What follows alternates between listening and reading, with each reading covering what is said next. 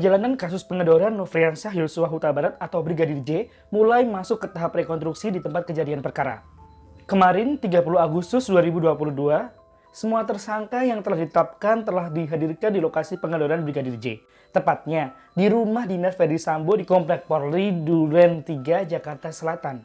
Rekonstruksi yang digelar di rumah dinas Irjen Ferdy Sambo menunjukkan bahwa Nofriansah Yosua Huta Barat atau Brigadir J sempat menundukkan kepala. Dia sempat memohon ampun sebelum akhirnya tutup usia didor Barada di Richard Eliezer atau Baradae. Hampir 2 bulan berlalu, kasus Brigadir J ini makin memanas untuk diikuti. Nah, netizen pasti gak ketinggalan dong gosip-gosip dalam berita ini. Tapi buat netizen yang kudet alias kurang update dalam kasus ini, di video kali ini gue akan rangkum perjalanan kasus Brigadir Yosua ini dari awal sampai dengan hari ini. Tapi sebelum pembahasan kali ini dimulai, jangan lupa kalian tekan tombol subscribe, like, dan juga share. Karena kalian nonton semua ini adalah sebuah Magadir.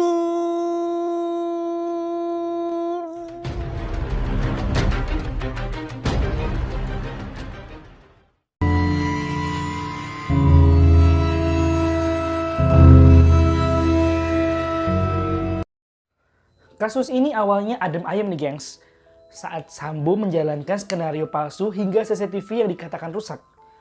Penanganan kasus terkait dengan pengedoran anggota Polri Brigadir J bermula karena adanya laporan dari Irjen Polri Ferdy Sambo kepada Polres Metro Jaya Jakarta.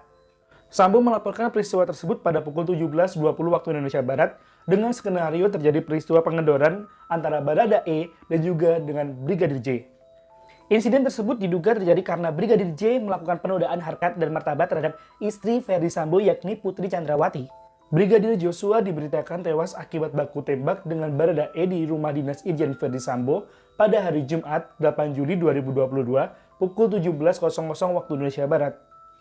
Namun pengungkapan kasus penembakan Brigadir J ini baru diungkapkan ke publik pada Senin tanggal 11 Juli 2022. Awalnya diduga Brigadir J ini masuk ke kamar Putri Chandrawati dan melakukan penodaan terhadap istri Ferdy Sambo ini. Lalu Putri Chandrawati ini berteriak. Kemudian datanglah Baradae yang menghampiri dan menanyakan, namun dibalas dengan tembakan oleh Brigadir J. Baradae dan juga Brigadir J terlibat baku dor-dor hingga melenyapkan Brigadir J dari dunia dengan 7 luka tembakan. Setelah kejadian tersebut, Putri menelpon Ferdy Sambo untuk kemudian menghubungi sejumlah orang. Salah satunya adalah Kasat Reskrim Polres Jakarta Selatan yang hadir pertama kali di tempat kejadian perkara pada pukul 17.30 waktu Indonesia Barat setelah ditelepon oleh supir Ferdy Sambo. Kemudian, sekitar pukul 19.00 waktu Indonesia Barat, saksi-saksi yang ada di TKP saat itu seperti Kuat Ma'ruf, Bribka Riki Rizal, dan Baradae dibawa ke kantor polisi. Atas kejadian tersebut, dibuat 2 laporan sekaligus, yaitu laporan tentang dugaan percobaan pelenyapan terhadap Brigadir J oleh Baradae dan juga laporan oleh Putri Chandrawati terkait dugaan perbuatan asusila dan ancaman dari Brigadir J.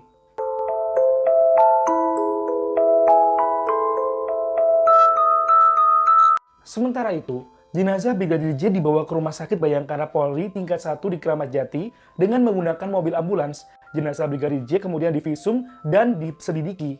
Setelah melakukan visum kepada jenazah Brigadir J, penyidik bersama saksi diarahkan untuk melakukan rekonstruksi terjadinya kejadian di TKP. Kejanggalan di balik kasus pelenyapan Brigadir J membuat keluarga Brigadir J melaporkan balik kasus tersebut atas dugaan pelenyapan nyawa berencana di Bareskrim Polri. Setelah diotopsi, kemudian jenazah Brigadir J ini dimakamkan. Namun karena saat melihat jenazah Brigadir J ini banyak kejanggalan nih gengs. Otopsi ulang jenazah Brigadir J ini dilakukan lagi pada 27 Juli 2022 di Rumah Sakit Umum Daerah Sungai Bahar, tepatnya di Jambi. Semua itu dilakukan sesuai permintaan dari pihak keluarga Brigadir J. Keluarga Brigadir J sempat tidak diizinkan untuk melihat kondisi jenazah. Pihak keluarga tidak mau menerima dan menandatangani berita acara setelah terima apabila mereka tidak melihat kondisi jenazah Brigadir J. Setelah keluarganya diizinkan untuk melihat separuh badan ke atas, keluarganya melihat adanya luka-luka dan jahitan di wajah Brigadir J. Keluarganya pun menerima penjelasan bahwa Brigadir J tutup usia setelah terlibat dor-doran antara Brigadir J dengan Baradae. Setelah mendengarkan penjelasan terkait jumlah tembakan dan posisi tembak-menembak, pihak keluarga tidak percaya dan mempertanyakan masalah CCTV yang ada di tempat kejadian. Lantas, dirasakan terdapat berbagai kejanggalan lain yang kemudian menjadi viral di media sosial.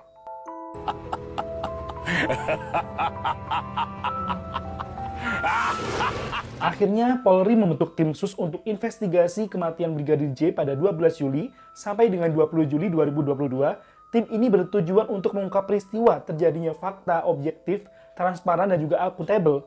Selanjutnya, Polri dalam hal ini termasuk tim sus Polri mendapatkan laporan dari kuasa hukum Brigadir J terkait dugaan pelenyapan nyawa berencana atau penganiayaan berat terhadap Brigadir J. Oleh karena itu, pada hari Senin 18 Juli 2022, Kapolri mengambil kebijaksanaan untuk menonaktifkan jabatan Ferdy Sambo sebagai Kadif Propam Polri. Kemudian pada 20 Juli 2022, Polri juga menonaktifkan Karo Pamina Polri dan Kapolres Metro Jakarta Selatan. Terkait untuk mengetahui perkembangan pemeriksaan tersebut, terungkap adanya hambatan penyidikan, yakni adanya intimidasi, tekanan, intervensi, upaya pengaburan fakta yang menghilangkan barang bukti yang dilakukan oleh beberapa oknum personel Div Propam Polri.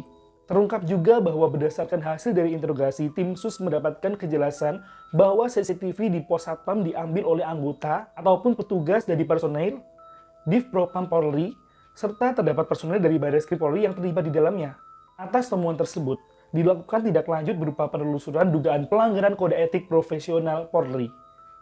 Kemudian pada 3 Agustus 2022, Baradae ditetapkan sebagai tersangka.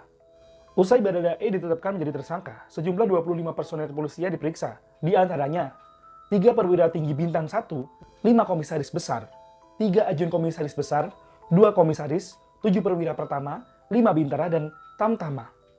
Ke-25 personel kepolisian tersebut diduga menghalangi penyidikan kasus pelenyapan nyawa Brigadir J. Kemudian pada tanggal 4 Agustus 2022, Kapolri mencopot Irjen Ferdy Sambo dan juga 14 perwira tinggi serta penengah Polri lain.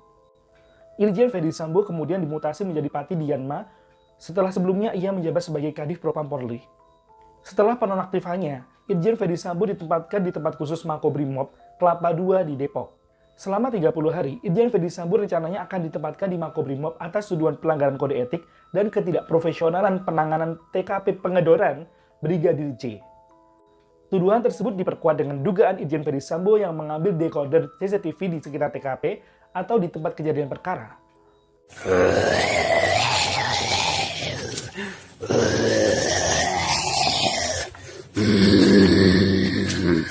Pada 5 Agustus 2022, Baradae yang telah ditetapkan sebagai tersangka menyampaikan perubahan terkait pengakuannya sebelumnya. Pengakuan tersebut berubah dikarenakan terkait adanya pengakuan awal, Baradae ini awalnya mendapatkan janji dari Ferdy Sambo untuk dibantu melakukan atau memberikan surat penghentian penyidikan perkara atau SP3 terhadap kasus tersebut. Hasilnya, Baradae tetap menjadi tersangka. Atas dasar tersebut, ia menyampaikan akan mengatakan atau memberikan keterangan secara jujur dan terbuka.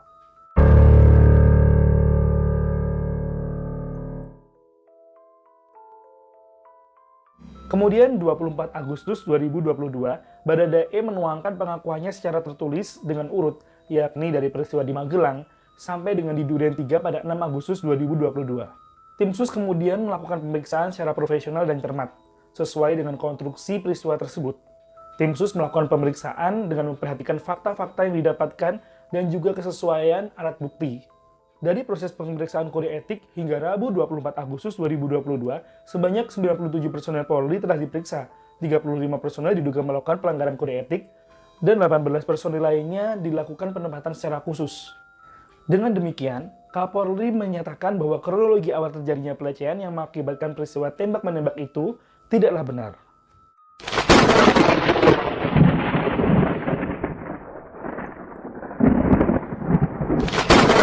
Peristiwa pengedoran yang terjadi di Duren 3 itu diduga dilakukan perencanaan terlebih dahulu oleh Ferdy Sambo di rumah Saguling yang diketahui oleh Putri Chandrawati dan Baradae. Baradae melakukan pengedoran Brigadir J atas perintah Ferdy Sambo. Disaksikan oleh Bribka R dan Kuat Ma'ruf, juga perannya untuk ikut membantu. Setelah pengedoran, Sambo melakukan pengedoran ke arah tembok sebagai pelengkap skenarionya. Motif peristiwa ini belum dapat dipastikan apakah pelecehan atau perselingkuhan.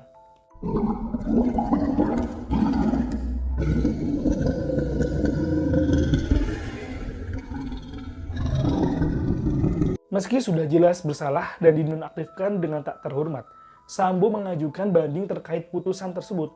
Dalam kesempatan itu, Sambo juga menyampaikan permintaan maaf kepada sejawatnya.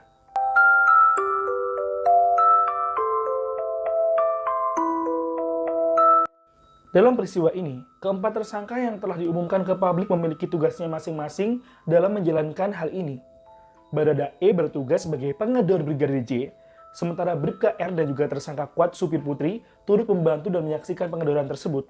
Sementara Irjen Verdi Sambo merupakan dalang yang memerintahkan Baradae mengedor dan membuat skenario seolah-olah terjadi baku dor-dor dengan Brigadir J. Para tersangka yang berjumlah 4 orang tersebut dijerat dengan pasal penyadapan nyawa berencana dan diancam dengan maksimal hukuman mati, penjara seumur hidup atau penjara selama 20 tahun.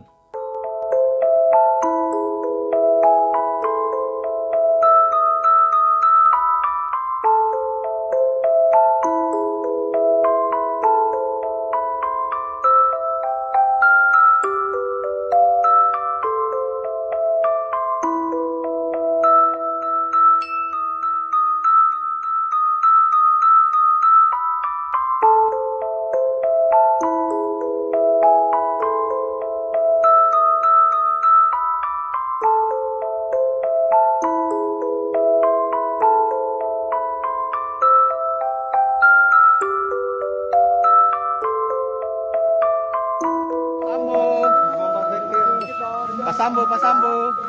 Nyata. Dot, nyata, Dot.